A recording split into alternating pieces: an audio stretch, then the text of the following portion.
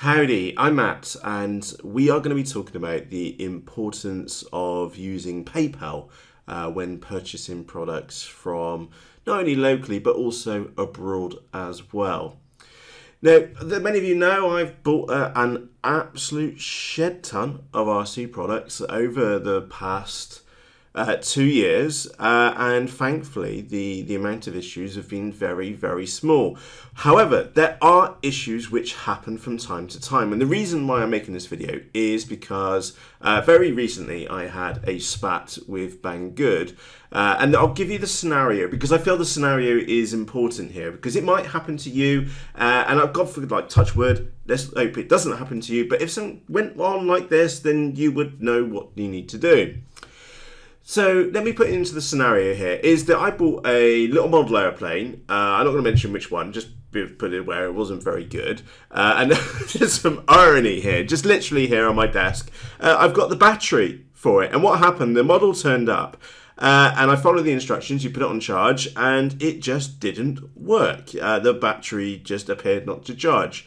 Now, I did go on and investigate it, and the LiPo was dead as a doornail, and that's the little LiPo which I've got here in my hands. And the thing is that I did the obvious, which is that I contacted, in this case, okay, Banggood, okay, but you could replace this for any other company, and I'm not jumping on the bandwagon that X company is bad or X company is good. They are all much of a muchness. So I'm just using this as a real life example because this is what spurred on to make this video.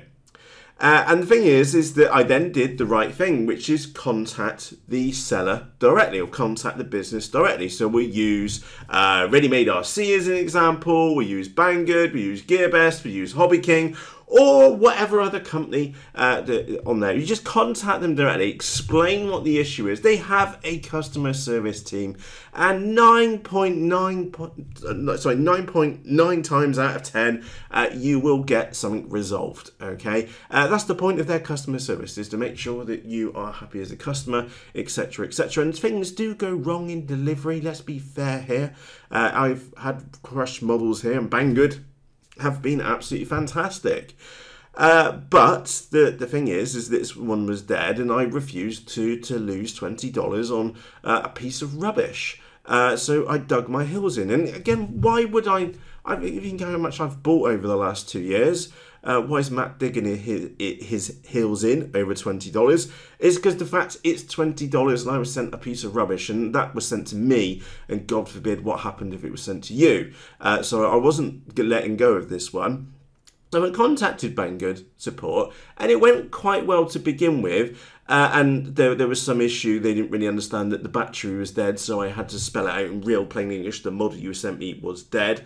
The battery was dead. The model will not fly. And just some basic stuff, all nice and polite. Again, keep it polite. People, imagine if you're the customer service agent on the receiving end. There's no point typing you whatever bash bash bish.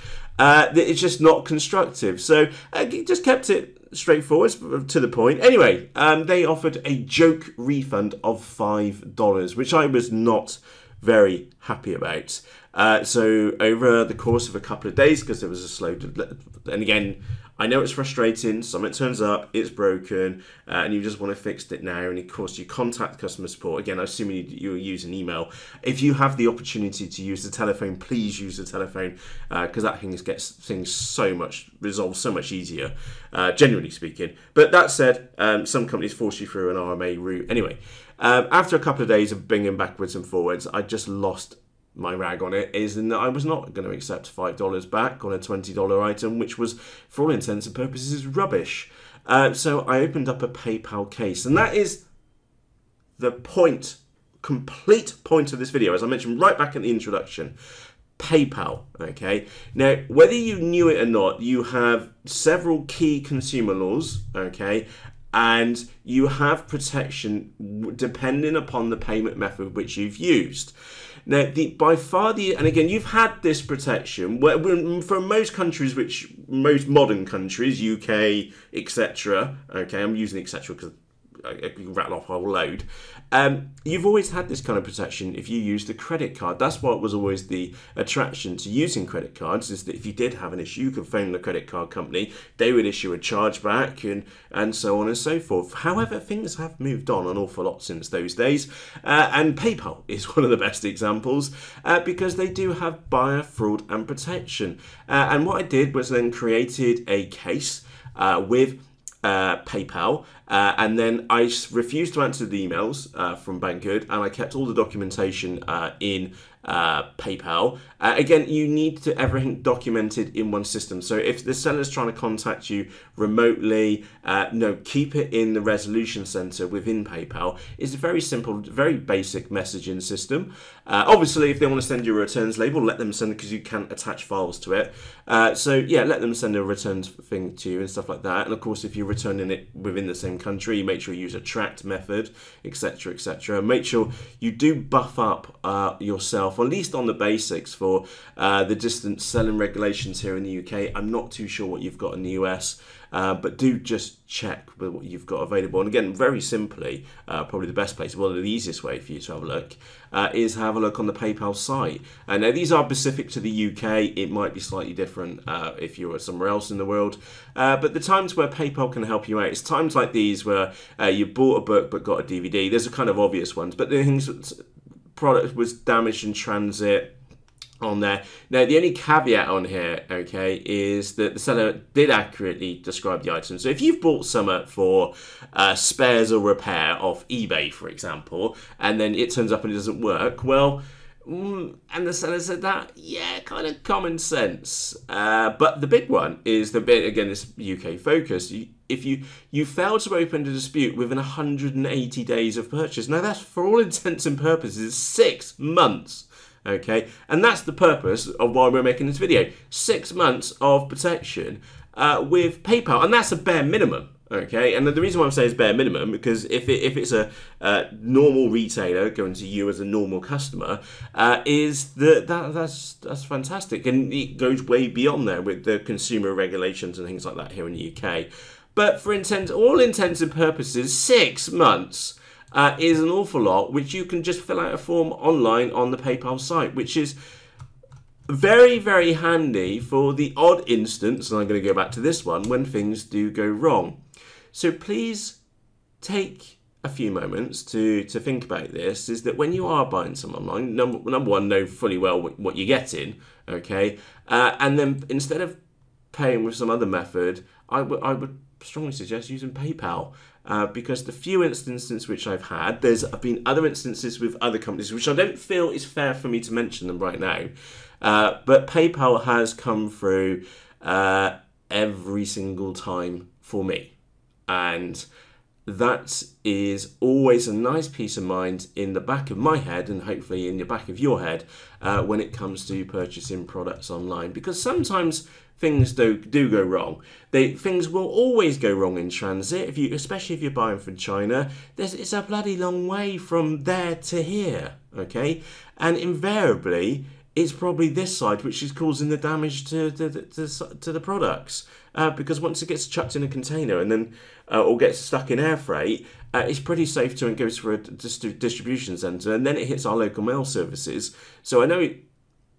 And again, I'm probably going to upset a few posters by saying this, but the distribution chain is normally pretty good. Obviously, a old Mox and things like that gets mangled going through and stuff like that, or gets crushed by something else. But generally speaking, it's when it gets to your local country where the issues with products go wrong. And that's from my personal experience. Remember, many of you probably don't know, I did run an online business for 3 years or more, and I know exactly what goes on. And again, I've already mentioned I've worked for courier companies as well, in one form or another. So I know full well what goes on. So when I say that, is that I genuinely do mean that. That has been my personal experience. The issue with damages normally has been with the local postal service, and like I said, that probably has annoyed a few posters, because they probably do their best to look after the stuff in their van. It was just the way which it got to the local PO or post office in the first place, which is probably the issue. Anyway, I digress. PayPal.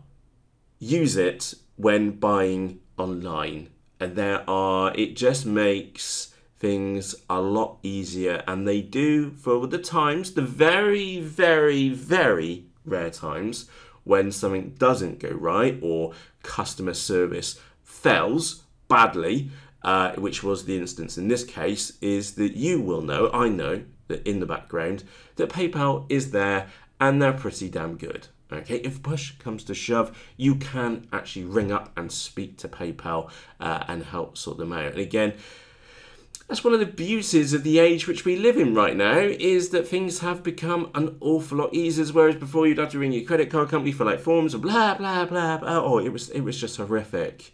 Now, it is just so much easier. And also, you've got to say thumbs up to PayPal. Again, as you may tell, I'm quite a big fan of PayPal. It's just because from a consumer's point of view, it's really straightforward. And there is that extra layer of safety lining in there. And again, they're not always perfect. No company is. I'm sure some of you hate them with a vengeance. But for the general speaking, buying stuff online, especially from companies which we deal with, okay, and sometimes their customer support completely fails them, that PayPal is definitely the way to go. So there we go, a little bit off topic conversation. I wish it could be on a more modelly, RC kind of topic, but no, this is actually one of those more slightly more serious ones, which is just use PayPal. They do make things so much easier, and God forbid, if you did get yourself into any issues, don't panic. They will be there in the background. There is a very simple messaging system which you can dispute your concerns with the merchant or seller or company, as the case may be. And if it all goes horribly wrong, you can escalate it to a claim on PayPal. And that's, again, my biggest tip here for you leaving this video, is that always try and keep as much documentation in the PayPal system as possible, so that if you ever did need to escalate it to a claim, like I've just been done, had to do, is that all the info is there, so the person reviewing that claim knows what's going on. Or you could just end up with a very clear-cut situation, and the company, in this case Banggood, do a refund for the purchase price of the said POS which turned up here. So there you go. Before we go, please do share what your experiences have been with PayPal. And we are going to, again, keep this in the back of your mind, we are dealing with very much the fringe cases. If you consider how many products which I've personally bought in the last 2 years to feed this YouTube channel, then you will know that Matt has probably created like 3 cases for how many orders? Yeah, so it is extremely rare, but do share your experiences. Have they been good? Have they been positive with PayPal? Maybe do you use a different payment method? And again, I don't want to keep this like Banggood focused. It's just they just provoked this video. So do you use PayPal? Is this the reason why you use PayPal, or is it just straightforward convenience? Or maybe use a different payment method when it comes to purchasing online. I'd love to hear what your thoughts are on this one. For me, it has always been and probably always will be PayPal, just straightforward things, ease of use, and I know that in the back of my head, if something goes wrong, that they've pretty much got me. And again, that's just the way it is. So let me know what your thoughts are. So yeah, apologies, no video of me in this video. I can't find the web camera. The kids have nicked it. They're home on summer holidays at the moment, so we've been chatting to the mates and stuff like that. So yeah, no head in this one. But again, like I was saying, I'd really value your input on this one, what your thoughts and experiences have been with PayPal and buying online in general. Has it been the same as me, where 99.9% things have gone really, really well? Is there, or maybe things have just not gone well for you at all? Let me know down in the comment section underneath this video on YouTube. From myself, Matt, cheerios. Oh, and thank you for watching. See you soon. Ta-ras.